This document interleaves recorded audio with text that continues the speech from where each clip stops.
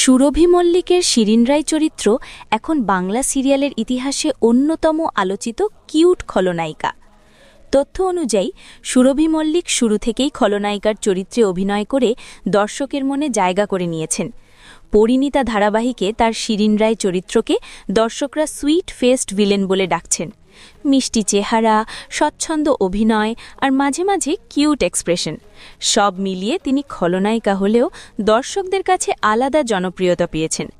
অনেকেই মনে করেন তার অভিনয়েই সিরিয়ালের টানটান উত্তেজনা আরও জমে উঠেছে।